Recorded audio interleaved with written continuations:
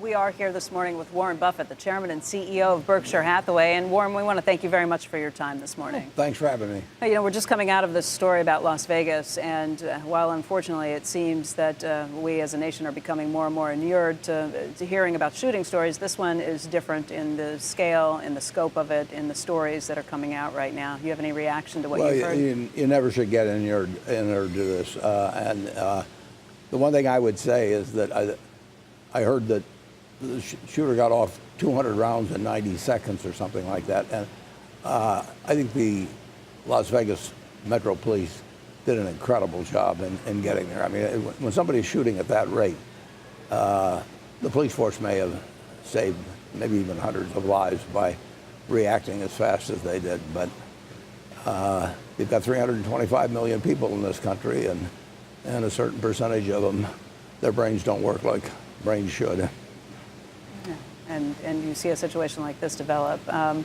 Obviously, our hearts and our thoughts are with the people of Las Vegas and the people who have traveled around to be there today. But we are talking about business, too. And as much as we should not become inured to this, if you look at the markets, it's hard to see much of a reaction. The markets have ignored just about any potential bad news lately, with the Dow setting another record yesterday and with 8 quarters in a row now of gains for the markets. Is that a market that makes sense to you? Do valuations here make sense? Well, the valuations make sense with interest rates where they are. I mean, in the end, you measure laying out money for an asset in relation to what you're going to get back, and the number one yardstick is U.S. governments. And when you get 230 on the 10-year. I think stocks will do considerably better than that. So if I have a choice of the two, I'm going to take stocks at that point. On the other hand, if interest rates were on the 10-year were 5 or 6, you'd have a whole different valuation standards for stocks. And we've talked about that, for some time now. I was going to say, it's been years that you've been talking about how this is in relation to gravity and pulling the markets down, and how it's not happening here. Yeah, interest rates are gravity. If we do interest rates were going to be zero from now till Judgment Day, you could pay a lot of money for any other asset. You would not want to put your money out at zero. And I would have thought back in 2009 that rates would not be this low 8 years later. But it's been a powerful factor, and the longer it persists, the more people start thinking in terms of something close to the rates they've seen for a long time. So the one thing I'm sure of is that over time, stocks from this level will beat bonds from this level. If I could be short the 30-year bond at 3% or something and long the S&P 500 and just have it put away for 30 years, stocks are going to far outperform bonds. And the question is, which variable is going to change? And everybody expects interest rates to change, but they've been expecting it quite a while. So does that mean, if the one factor is interest rates, we know that the Fed is looking at raising rates. It's going to do so slowly and gradually over time. At least that's what they've been telegraphing to this point. Would you bet on that continuing for the next couple of years? I mean, 2.3% to 5% is a long way when you're moving when you're moving in quarter-point increments. Yeah, that'd be a long way, and I would guess, I don't try and guess the stock market, I just buy businesses I like. But if I were to guess, if interest rates, if the 10-year moved up to 5%, I think stocks would be somewhat cheaper.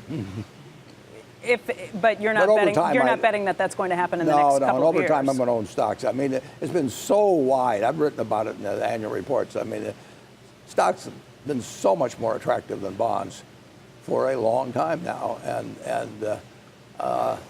that's partly intentional on the part of the Fed. I mean, they wanted assets to increase in value, and the way to do it was to reduce that gravity force of higher interest rates. The Fed has been sounding a little more hawkish. Even Janet Yellen has been sounding a little more hawkish. Does that concern you, or are people getting complacent, thinking rates are going to be low for an extended period of time here? Well, I think they expect them to increase, but the question is how much. I mean, if 3 years from now interest rates are 100 basis points higher than this, stocks will still look cheap at these prices. If they're 300 or 400 basis points, they won't look cheap. And Janet Yellen doesn't know what she would do 3 years from now. I mean, she's got more of a job than that's simple factor of the stock market. It's really interesting because the Fed has said that they'd like to see 2% inflation. I mean, that's Sure. fairly recent. That would have, Paul Volcker would not have slept if he'd ever heard that in the 80s.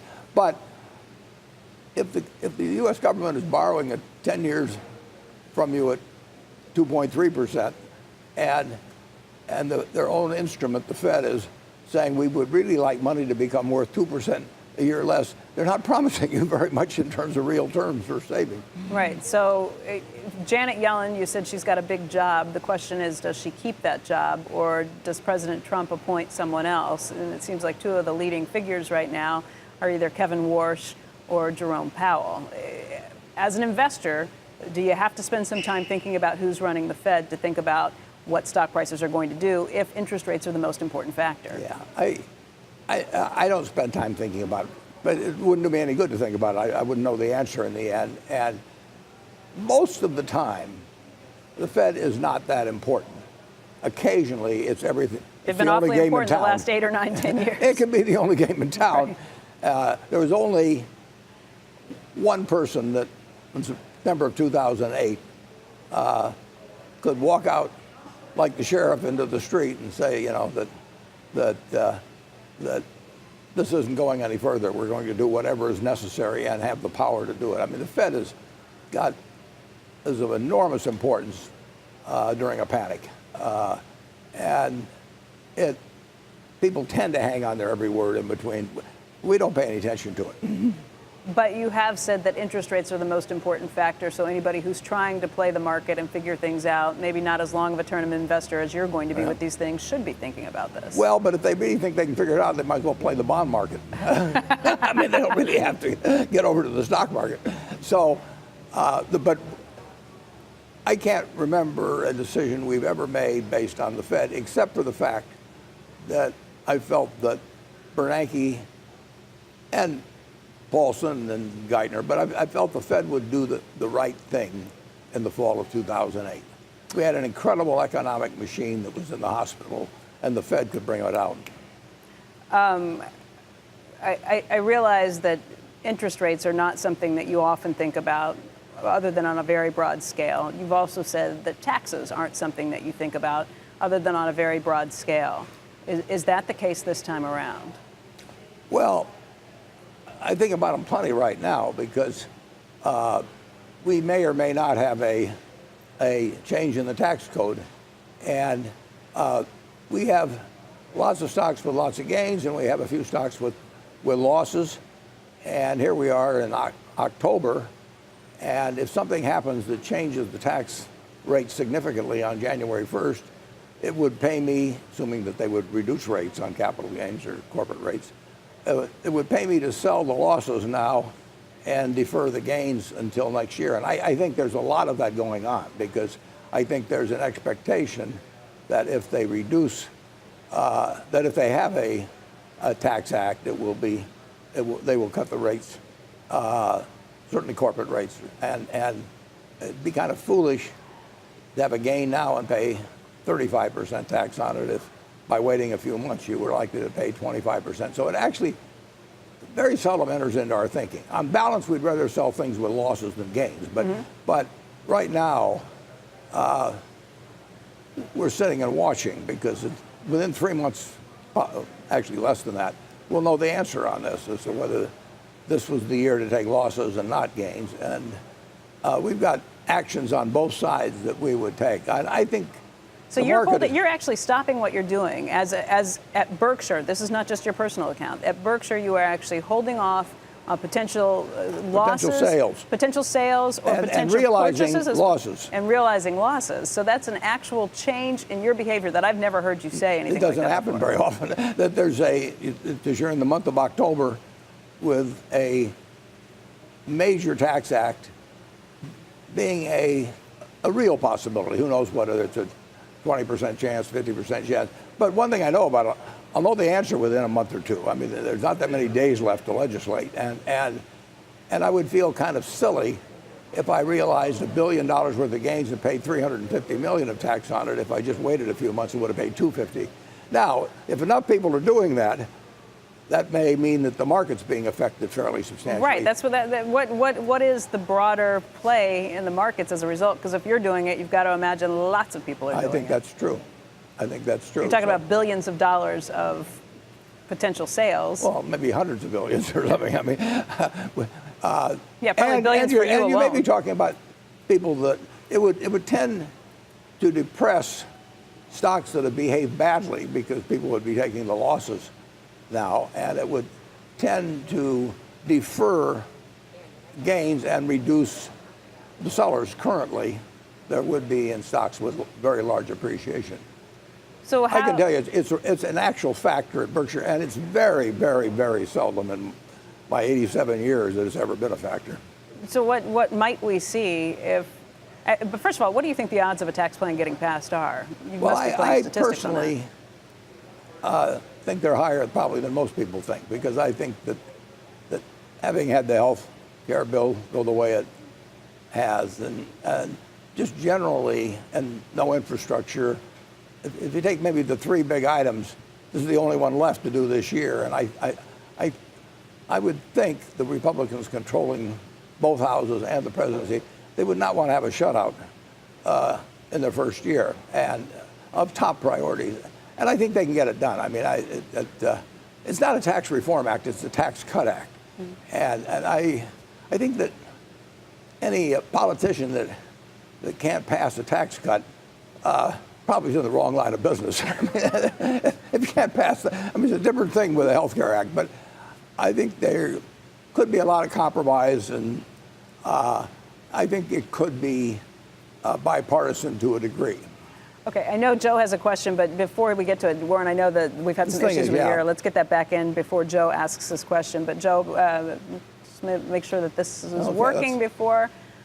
Is that okay? I think so. Okay, Joe, go ahead. Try that out. It depends what Joe asks, whether it's okay. Yeah. Yeah, you can. If you don't like the question, you can say, "Well, I don't." Yeah, no. Hey, Warren, you know I'm jealous. I'm already practicing. Yeah, exactly. You know I'm jealous, envious. But I see sometimes I see you do things where, I mean, I would, if I could buy Flying J, I wouldn't care if I ever made any money. I would just like to own Flying J. I'd like to own. Do you ever do things just because you can? Just, I mean, are you going to make money on this, or?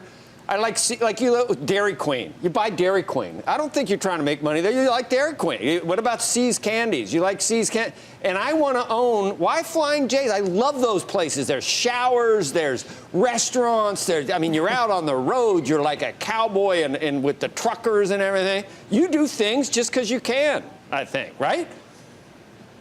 Well, Joe, if you feel that way, I mean, bring money. I'll send you a map of all the locations, and you're our kind of guy. I mean, aren't those? You've stopped there, right, Becky? Have you been in a Flying J? I mean, a lot of times. I have. I've been in plenty of them. It's like an oasis. There's one right on the interchange where you get off 295 in New Jersey and get on to exit 7, and there's one right there. But I was just talking to the Flying J CEO, the pilot Flying J CEO, who happens to be here and will be our guest in the next block.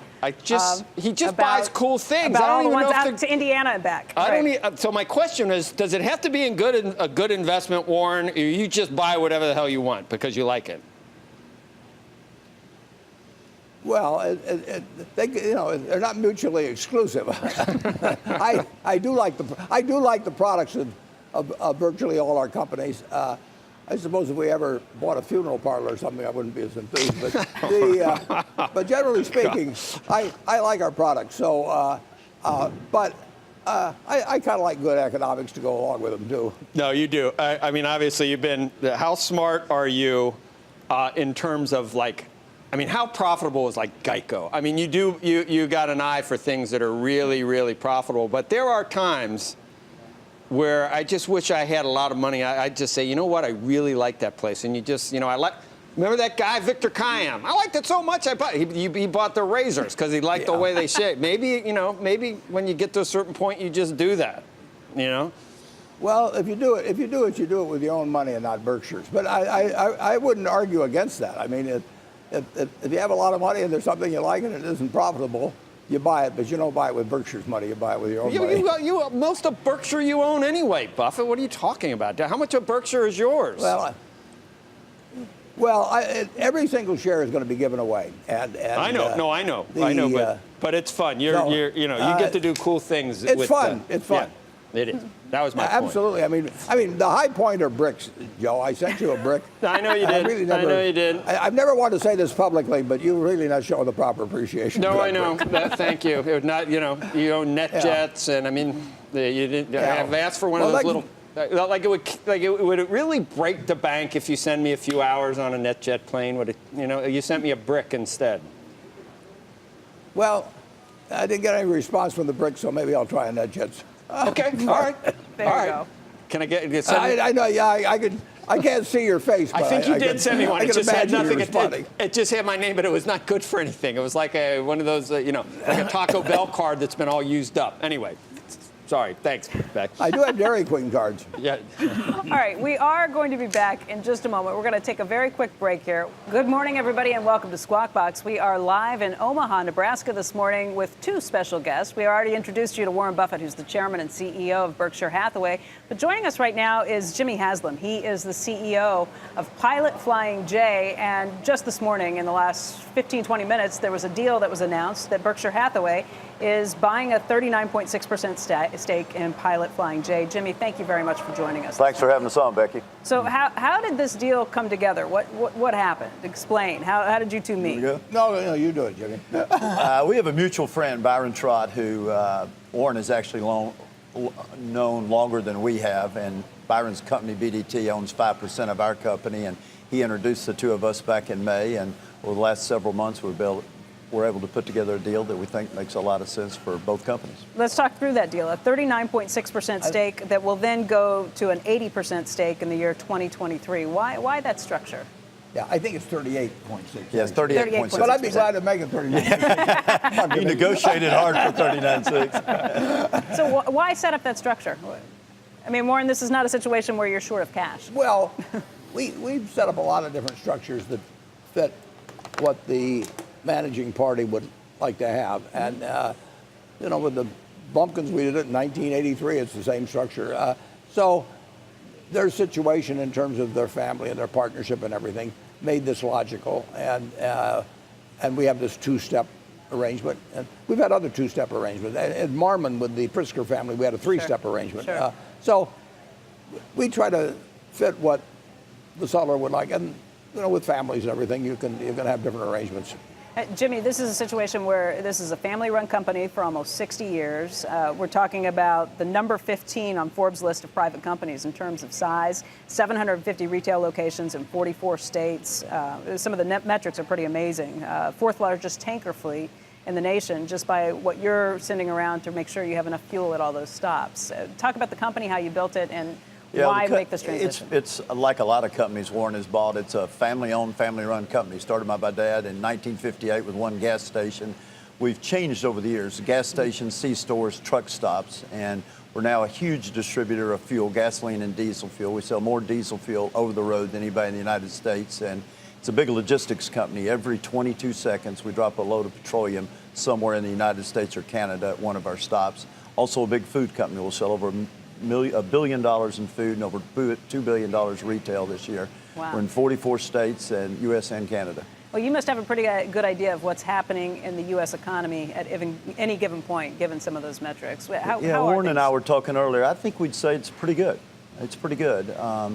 Particularly strong in Florida, particularly strong in California, and of course Texas with the return of the oil boom and fracking is really strong, so it's certainly better than it was several years ago. Two of the states that you just mentioned are states that have just been hit pretty hard by the hurricanes that came through. Do you see a blip on the screen for that? Is it something that's picking up, or how do you measure that? Hurricanes are obviously very unfortunate for the people involved.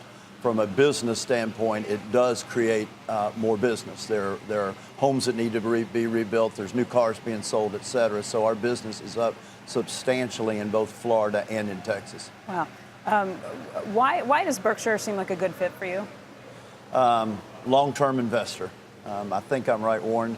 Of the companies you bought, not equities, I don't think you've ever sold one. I think you told us. Is that right? Yeah, I think that's right. So, long-term investor. hands-off.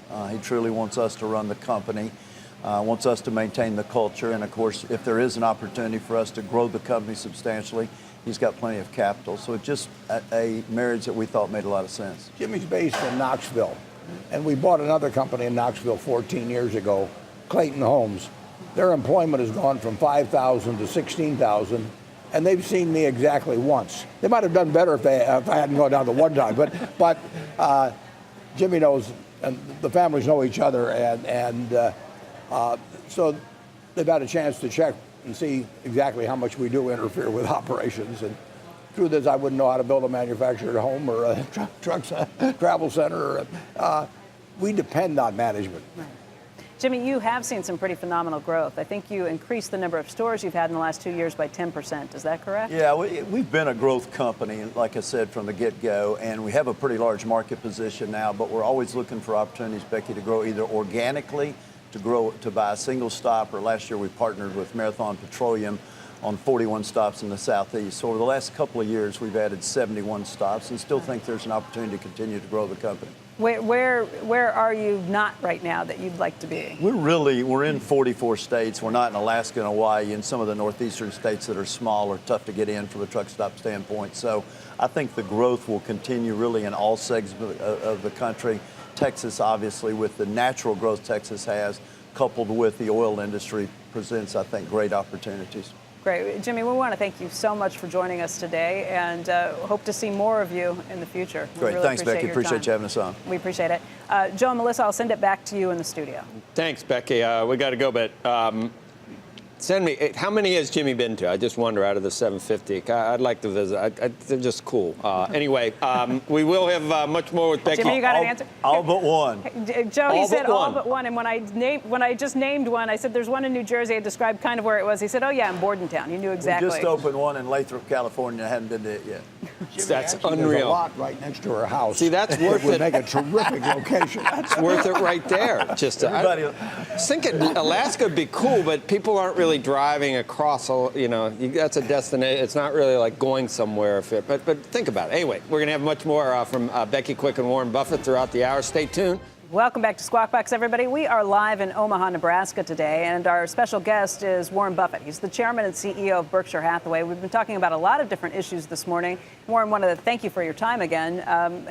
But while you're here today, it happens to be the same day that Wells Fargo CEO Tim Sloan is headed to Capitol Hill. This has been a long, messy process of trying to find out what happened at Wells Fargo. Tim Sloan is just the latest person who's being called before Congress with this. But already there's been a lot of sound and fury before he gets there. I want you to listen to a sound bite coming from Senator Warren, who was speaking with Jim Cramer recently on Mad Money. Go ahead and let's listen to what she had to say.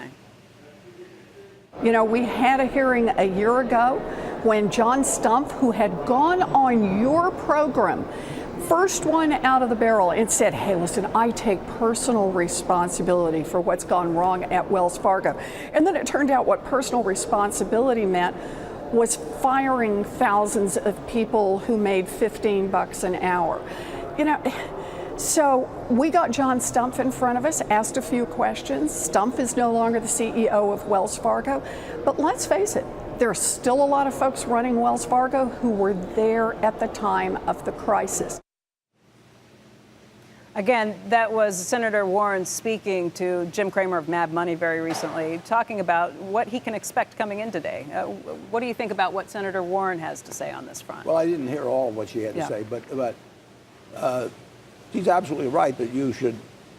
Same situation as Solomon. I had 8,000 people, and 4 or 5 of them that caused the problem. And the job is to remove the stain from almost all of the 8,000 and get it where it properly belongs with the people that either perform the acts or condone them after they were performed. And that's what we did at Solomon. I think that's what they've been working at Wells. And you can't do that necessarily in a day or a week. Sure. You can't do it in a day or a week, but it's been quite a bit longer than that. Would you say that the actions that have taken place to this point, with John Stumpf getting clawbacks, with the other woman who was in charge of the banks getting clawbacks with some of those issues, John Stumpf leaving and new people being put in these positions. Is that sufficient, in your view, of what happened? Well, I proposed actually in the annual report of Berkshire maybe 4 or 5 years ago, sometime after 2008. The problem is that the bank gets fined and the shareholders are the ones that pay for it. They didn't have anything to do with it, basically. Right. And I suggested that probably more extreme actions than Senator Warren in terms of clawing back all the directors' fees for, I think, 5 years. And I think that you really want, as much as possible, you want the people that were responsible to pay, and ideally you would have the people that were innocent not pay, but it doesn't work that way in the American judicial system. I think that if you have a company, a very large company, Berkshire's large, you have a hotline. I think the CEO has to be very attentive to what comes in on the hotline. Now, most of it's silly stuff, but there's real stuff comes in too, and you get anonymous letters, and you've got to follow through on the ones that actually sound like they have real meaning, and clearly, you couldn't have activity as broad as it was at Wells without the hotline here. I mean, and so somebody messed up, and the job is to find out who messed up, and ideally to make the penalties be such that it discourages other people in the future from doing similar things. You know, the part of the concern has probably been how the news has dribbled out over time when it comes to Wells Fargo, that it wasn't just the fake accounts that we heard about at the beginning. It turned out that was more widespread than we'd realized. It turned out that there were auto insurance that was being sold to people who didn't need it. There was life insurance being sold to people who didn't need it. That continual drab just eats away at the reputation of the bank. Yeah, sure. And I say when you've got a problem, and you're going to have problems. I mean, if you got a very big, you can't have 280,000 people working without something, and most things are minor, but if you get something systemic, you've got a big problem. And once you find out about it, you've got to get it right, get it fast, get it out, get it over. And getting it right is hard. I mean, because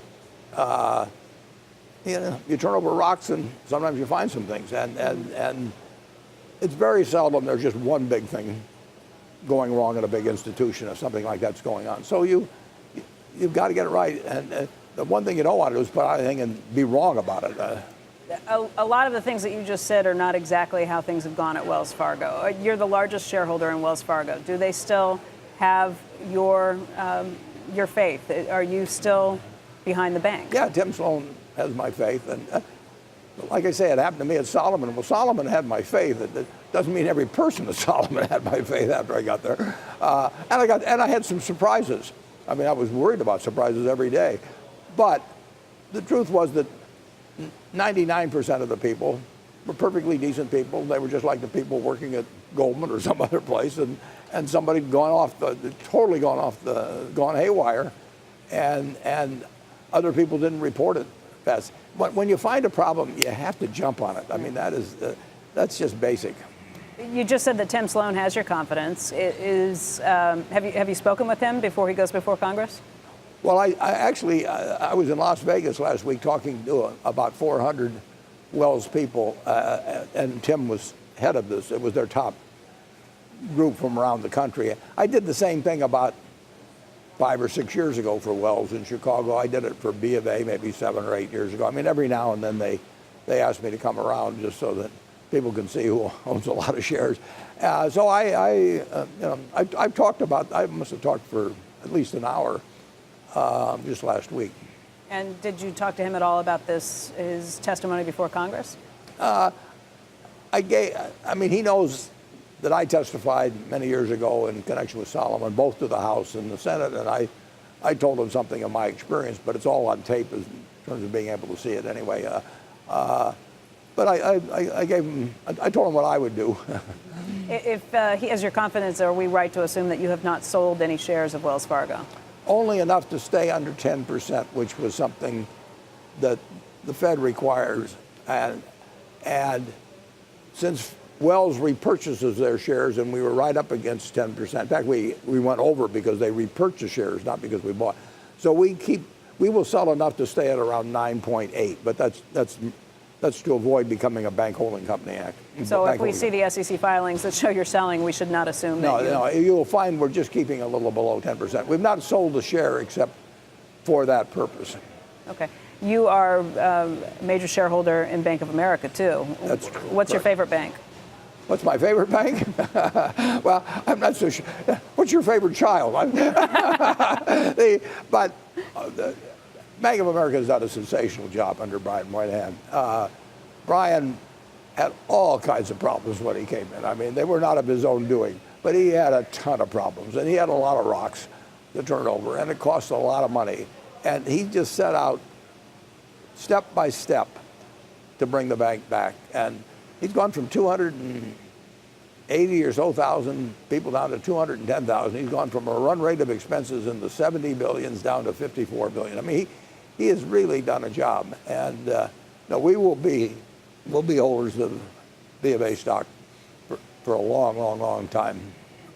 Warren, we're going to take a quick break right now. I will send it back to Joe and Melissa. We have much more to come with Warren after this. Good morning, everyone. Welcome back to Squawk Box here on CNBC. We have a special program where we're live in Omaha, Nebraska this morning with Warren Buffett, who's the chairman and CEO of Berkshire Hathaway. We've been talking about lots of issues today, from the market to what's been happening on Capitol Hill. And Warren, we touched briefly on taxes earlier, but we didn't dig deeply into what you think about what's happening with this tax bill right now.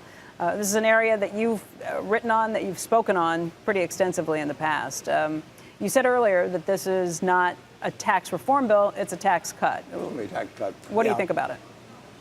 Well, I don't think I need a tax cut, but for example, the current proposal eliminates the estate tax. And it's not a death tax. There are going to be 2.6 million people die this year in the United States, and there'll be 5,000 tax returns, that states that pay tax. So if you start going to a funeral every month, it's going to be 40 years on average before you go to one where there's any estate tax due. It's a very pejorative term. The truth is, if they pass the bill that they're talking about, I could leave $75 billion to a bunch of children and grandchildren and great-grandchildren. And if I left it to 35 of them, they'd each have a couple $1 billion. They could put it out at 5%, have 100 million. I mean, is that a great way to allocate resources in the United States? Because that's what you're doing, whether through the tax code, is you're affecting the allocation of resources. So if they were lucky enough to come out of the right womb, have the right name, Buffett, they could sit there and build tombs for themselves like the Egyptians, pharaohs never dreamt of. They could do anything. And capitalism is all about intelligent allocation of resources. Now, some people say, well, you don't have to worry about that because they'll blow it all. But if they blow it all, that means that they've done some dumb things with some important resources, and that's not good for capitalism. I don't think it's good for the children. I sure don't think it's good for a society where there's a ton of inequality to start with, and. So I think that's a terrible mistake, for example. However, play devil's advocate here. Sure. You have 3 children who have foundations that each of them are running. Do you think that they're a better allocator of that money than the federal government? I do. But I don't think that setting it up so children, grandchildren, let's say I died when they were 20. I don't think they'd be the same individuals that they are. I didn't encourage that foundation program until they were in their 40s, and I'd seen what they'd done with their lives, and they'd had a chance to live for a long time, going to public schools, living just like other people in Omaha live.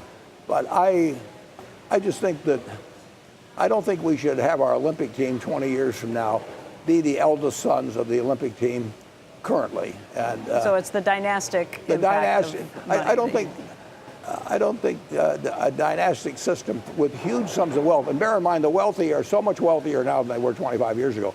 We're talking about the 400 now having 2.4 trillion against 90 billion, 25 times as much money.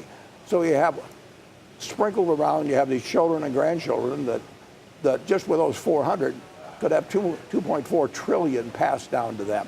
That's a lot of the resources in this country with a $20 billion not even quite a $20 trillion GDP.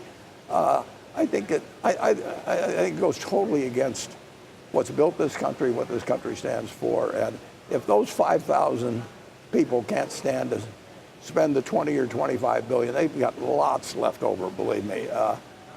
Incidentally, it would be bad for philanthropy. I mean, people would, a certain number of people would elect to set their kids up with billions and billions of dollars rather than have it go to philanthropy. But I don't think that's the primary reason, but I do think that'd be a byproduct.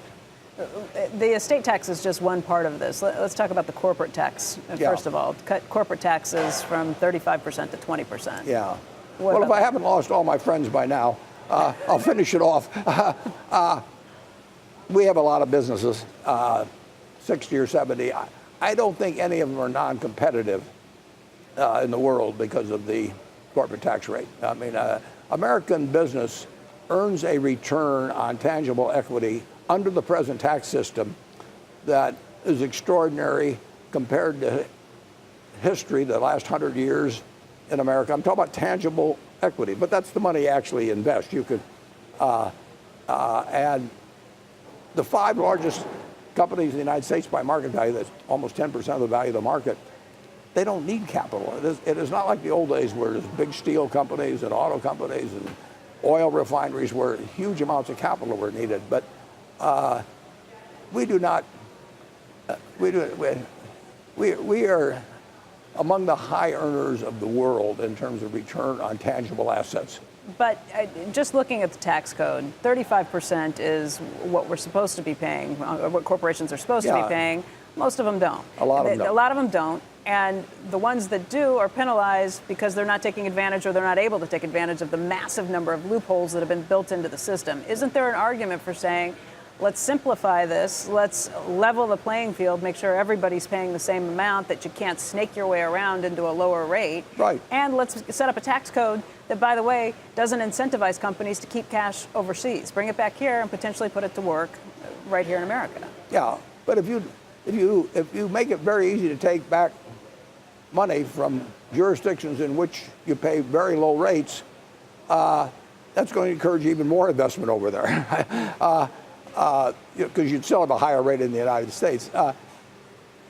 It's American, listen, on a personal basis and for Berkshire Hathaway shareholders, I hope they do change it downward. I mean, I would like it in the sense that it would be good for 1 million shareholders of Berkshire in terms of their net returns. But I do think some of the arguments, I think people may find their nose growing a little bit after they make them. Melissa has a question too. Melissa? Yeah, Warren, I completely get your argument that a lot of companies don't actually pay the going tax rate. But Wells Fargo, for instance, pays a tax that would be higher than the proposed corporate tax rate of 20%, right? Their effective tax rate as of the second quarter was 27% or so, so it would benefit. So right. Broadly speaking, what do you think that tax rate to 20% would mean for the broader markets? Would that mean, a 5% increase in stocks? I mean, what's your estimate? Well, a decrease in taxes would mean an increase in profits. It might not be totally the amount of the decrease in taxes, but it would increase earnings. There's no question about it. So the question is whether that's already built into expectations. I doubt if it fully is built into expectations. So, no, the lower the taxes go, actually, if you had a negative tax rate for corporations, it'd really be great. But you're right about banks, incidentally. Banks tend to pay a pretty full rate, unless they own some tax-exempt bonds, but that's not a big item. Some of them do some low-income housing tax credits and that sort of thing. But the tax rate on banks is right up there among the top of various industries. Berkshire, most of our income is taxed at 35%, but we do have a lot of unrealized appreciation in securities, close to $100 billion, that hasn't been realized yet. But if we were to sell all of the stocks we own today, we would pay 35% on about 80 or 90 billion dollars. So But I can say this, the banks are doing okay. They're not doing as well as they were 8 or 10 years ago. That's primarily because of capital requirements. Capital requirements can kill the return on equity in banks, and they've reduced it significantly from what was available 10 or 12 years ago. So Joe, you have a question? Yeah, no, I'm just trying to just get exactly what you're saying, Warren. So if the money came back, it would be a good thing, but you don't want it to go, you don't want to induce them to send it over there in the future. So if you really did go to 20 and you really did bring it back, and because you're at 20 and there's no longer an inducement to go over there, why can't you just say outright that's a good thing? Why do you have to say, well, people are hyping it and their noses are growing? Why can't you just say, if we did it, 20% would be better here and it wouldn't go over there anymore, so the money might stay here and the jobs might stay here? Why isn't that a good thing? Why don't you give us an endorsement of that, if they could do it? Well, let's just say the rate in some country was 2%, and you charge people 10% for bringing it back, and you had a domestic rate that was 25 or something like that. Well, it's not 2%. It's not 2%. It's the lowest is 12 probably in Ireland. You think there'll be a race to the bottom if we do this? Is that? Oh, there's rates lower than 12.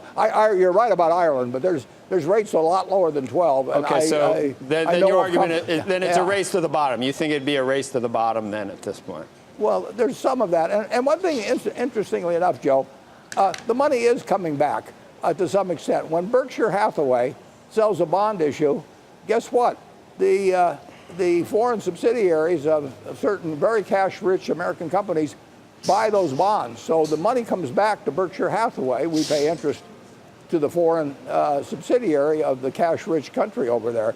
But that money ends up in the United States. Right. Think of it this way. There's trillions over there, though, right? I'd rather have isn't there 2 or 3 trillion? I'd much rather have that back here. Do some infrastructure. Yeah. Let's say you have two companies, Company A and Company B, and they both have $1 trillion over there. And Company A borrows $1 trillion from Company B, and Company B borrows $1 trillion from Company A. Now you've got all $2 trillion back here, and it's available for investment. See, you're so smart. You know how to do all these things before they actually get done. That's why you love that second to die insurance. You don't care about estate taxes because you've got more things going on to get around it than you're just too smart. You're too smart for if everybody had you running their money, we wouldn't need any tax reform. Yeah, I can tell you exactly the secret of not having any estate tax. Just give it all away. Right. Right. It'll eliminate all estate tax. Exactly. That's true. But Warren, just one follow-up just to underscore a point. You said that a lower corporate tax rate will increase profits. Does that mean that you also believe that a lower corporate tax rate will cause the markets to go higher? Well, anything that increases profits tends to push stock. I mean, there can be 10 other variables happening, right, for other, but as a single variable in the equation for profits, and profits determine stock prices over time. No, it is a plus for American business. And like I say, I got a million shareholders at Berkshire Hathaway, and they would all love to see a corporate tax cut. You also said if my kids had grown up quicker and become mature quicker, then I would want them to keep it and not give it to the government. I mean, there's all these qualifiers in some of your arguments, Warren. So if you could keep it in the private sector, but you didn't have crazy 20-year-olds blowing it on God knows what, then you would. So you see what I'm saying? Maybe we should have a wealth tax on you. Maybe we should have taken 20% of what you have right now because you got too much right now. You can't possibly use it. So maybe we should just just start reallocating it now. So you don't need that much. Well, we're doing. I'm with you, Joe. Okay. Don't say. No, not a wealth tax. Actually, I'll be safe. And I'll tell you, if you can tell me how to have your kids mature at age 20, send me the secret. How about maturing at age 60? I don't. Neither am I. It's more fun the other way. There's no guarantees. There's nothing like an immature billionaire. I mean, that old one. Right. Get to do whatever you want, like buy Flying J because you like their truck stop. We'll put one right next to your house, Joe. I love those places. We'll really make it convenient. I can shower there. We'll give new meaning to the term convenience store.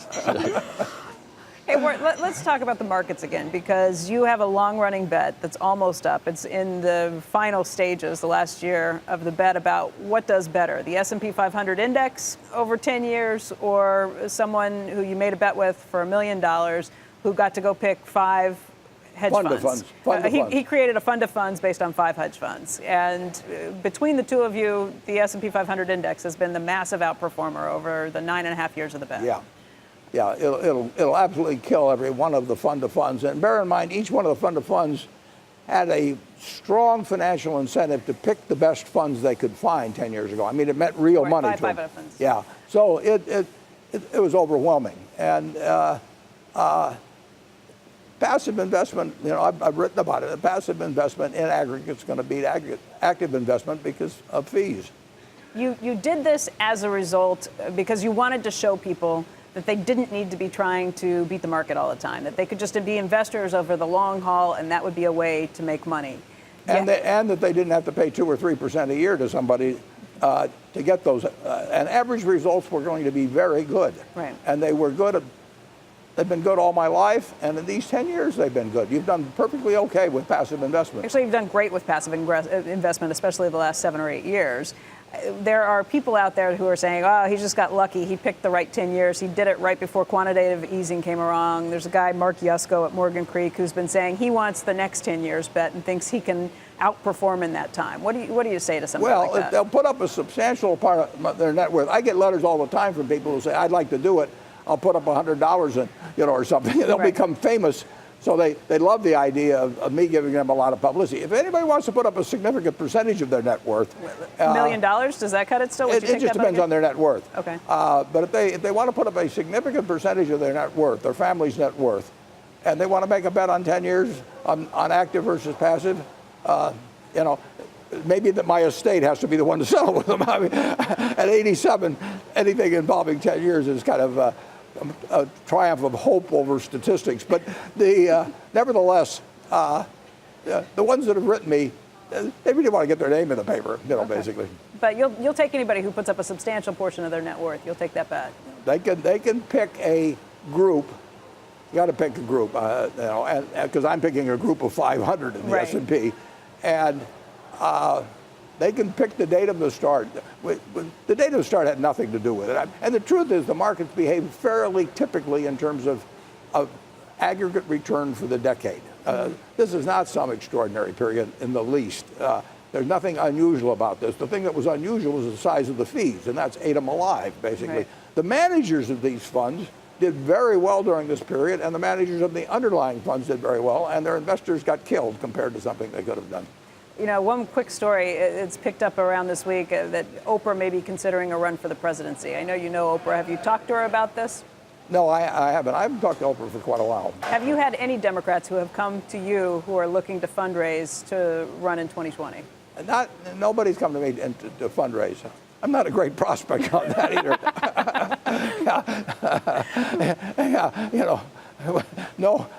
No solicitors allowed, or something on the door. No, it's going to be a very interesting run-up to 2020. I mean, there are going to be a lot of people that think about getting into this race, because when you have somebody come from totally outside politics to get elected president, it starts the wheels churning with a lot of people. It does. Warren, I want to thank you so much for your time today. It's really been a pleasure. Thanks for having me.